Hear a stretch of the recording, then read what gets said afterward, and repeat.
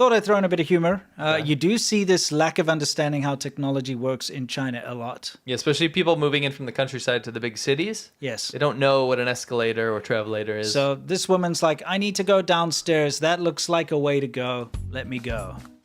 She goes the wrong way down the travelator. That's a travelator. Okay. And that's the best outcome. That is, because we have seen them eat people. No, I mean, I just love that outcome. It's like, serves you right. Yeah, no. Don't be dumb. Yeah, well, I don't think she meant any malice by doing that. Yes. Okay, we got to lighten the mood, so we thought we'd show you a little compilation of Pengzi before we get into the main thing. Pengzi means the broken vase scam. It is the most common insurance scam in China. It's one of the most common scams. Yes. So people will pretend to get injured. They'll like jump in front of a car and then they'll be like, oh, you hurt me, you know, and then they claim compensation. What do they say? They go, they go like this. That song is literally a song about Pengzi. That's how common and that's it is. the name of that song. Yes. Is Pengzi. A guy from Africa, from Togo, made a song about Pengzi, which is, again, the scam of where you pretend to be injured. Yes. And get hit by a car now, because it's that common. It's not as effective anymore because everyone's got dash cams now. Yes, but they're still doing it. Oh, they still do. So, quick compilation. Second clip's my favorite. Some of you have seen this before, I know, but let's take a look because it's just fun. Let's take a look here. This is my absolute favorite. This one? Yeah. That's aggressive. I like how you missed and just belly flopped. Hello. I like how she said hello first. Yeah, exactly. This guy's crawling to get to the car. Yeah, he's like, I gotta get into that like fake. Like he rolls around. Get out of there, man. It's typically old people, but yeah. Well, I mean, because this used to work for them back in the day before the webcams. So now webcams are here. They're not used to dash that. Cams, Sorry, dash cams, yeah. So they're like, well, I've done this before. Let's try it again. Oof. Mm-hmm. It's like a cartoon. I've never seen it with cop cars before. That's incredible. Trying it with a cop car. And you can see she's trying to actually create a dent in the hood. Yeah, to show like he did hit me. Yeah. It's like, just make slapping metal. Yeah. That makes sense. Slapping metal with an open hand. It does. Does it? Yeah. On a crappy car it will. But yeah, punching it's better. Yeah. I like how he just got up and he's like, oh, well, next time. Next time. See, that's a younger guy. Yeah. He's obviously been drinking. He's like, I could use extra money. I could use an extra cash. It looks like he's trained his dog to do that. Yeah, because the dog's fine. Didn't get hit. Yeah. It does look like... What is this guy even doing? Like, look at the health bar. You got me. You want to know what's really happening in China? Do you really want to know what's happening in China? That's why we take you behind the Great Firewall on the Chinese internet, where things are getting shared around and then removed, because right now there's a big problem with youth unemployment. It's off the charts. In fact, they stopped counting it. Mm-hmm. They fired the Minister of Statistics for youth unemployment counting or whatever. Yes. They made it illegal to report on youth unemployment because it's gotten so bad. But what you can see are clips going around of people going to job fairs to get factory jobs, young people. Yes. And what they're reporting back is that they're offering salaries of 9 RMB per hour. Okay, you can actually hear it. And if you can understand Chinese, it's very clear. It's clear as day. 9块钱一个小时. Yep. So 9 RMB for 1 hour's work. Now, you see all these clips everywhere. China's living in the future. Mm-hmm. China's beaten poverty. You know, China's lifted everyone out of poverty. They've got it better off over there. China's like switched on. $1.25 an hour is not switched on for a young, healthy workforce. A young, healthy workforce. You see the people in this line. I'll go back just a second so you can actually see what they look like. When you see the people standing in this line, these are young 20-something-year-olds. Yes. Okay? 21, 22, 23-year-old, and you're getting $1.25 an hour is the offer that they're giving you. Yes. It's ridiculous. It's ridiculous. Dude, like the lowest minimum wage job anywhere is better than that. Like in a developed country. Yes, in a developed, obviously. Yeah, but China's trying to hide how... I mean, here's the deal. When they did the whole eradication of poverty, there's no more poverty in China. Yeah. What that meant was that people now in China make like $200 or more per year. It's like, come on. The minimum at the moment is if you make, I think it was $682 per year, it means you're not poor anymore. You're not poor. That's per year. Per year. So every time you see that they lifted everyone out of poverty, they mean that they've managed to get a lot of people to reach about $682 a year. And that's a lot. That's like hundreds of millions of people. It's not a small amount. It's not like, 5 people. No. It's most of the countryside. Yes. So it's ridiculous. You get these kind of like eye-openers sometimes at these job fairs, and you get the flyers and stuff people taking pictures of, and they're like, wow, these wages are real bad. Yeah, because it is. And of course, poverty's become a massive issue. It's always been a massive issue in China, but they're trying to pretend like it doesn't exist. Impoverished schools, homeless, it's a big issue. Yeah, right now there's a big push to show like how advanced China's schools are, and they show one experimental school in Shenzhen or something where they're like, this is all of China. Yeah. That's not all of China. Nope. That's one school that's fancy. It's like going to the most prestigious university in the UK or America, filming the best shots of the campus and saying, this is what school is like in the UK. Yeah. It's that kind of thing. Yeah.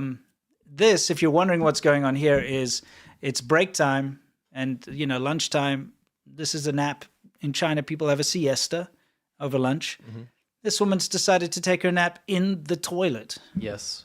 That's horrible. It is. Do you think that would be nice?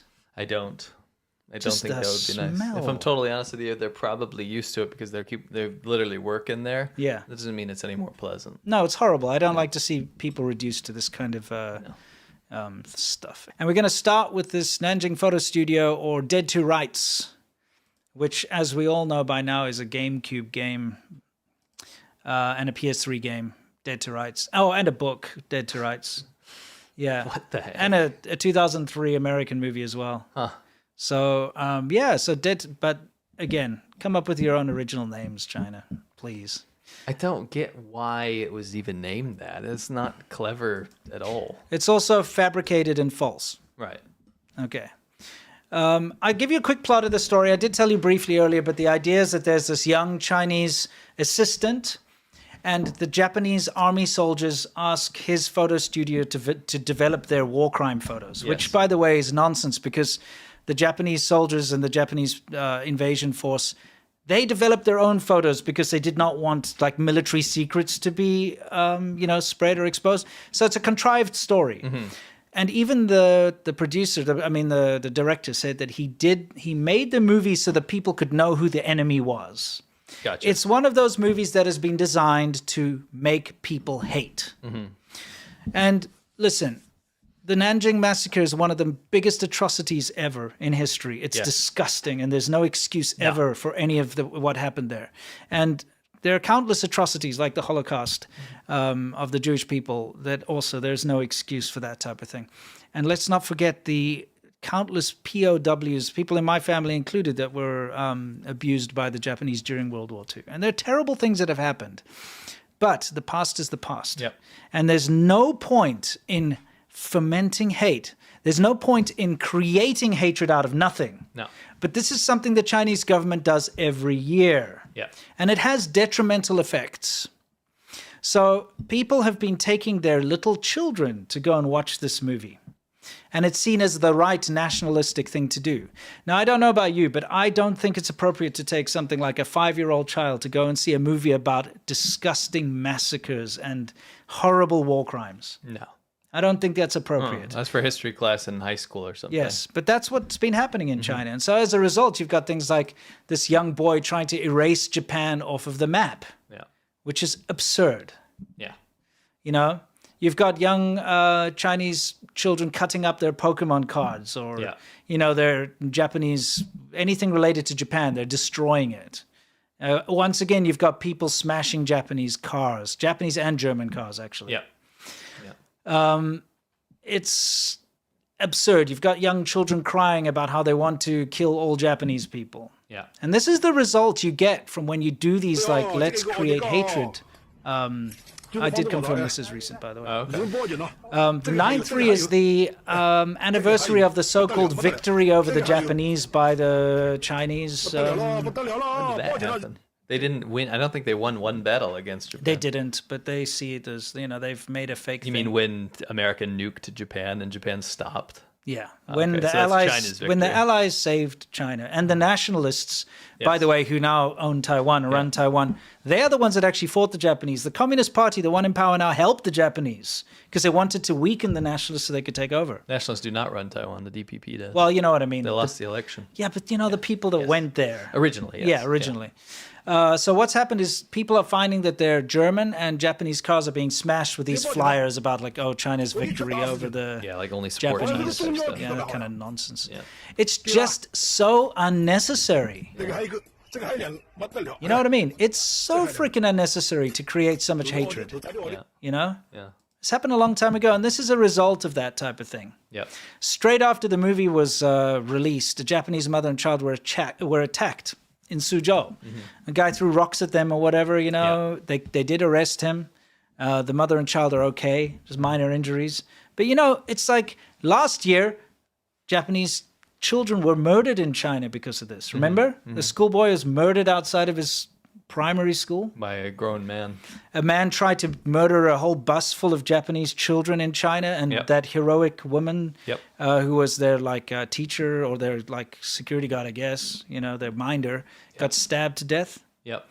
And this is what happens when you're so irresponsible, and this is just irresponsibility on the part of the Chinese government. Well, they do it to take away or to distract from domestic issues, right? Which China has a lot of. So they love this kind of stuff. This is not a big deal. You act like they're regretting this. They don't regret this. No, they like the hatred. they do. They stoke it on purpose. They do. So Absolutely disgusting. And the Chinese government should be admonished and scolded for doing this because they're absolute scumbags for doing this every single year. Yep.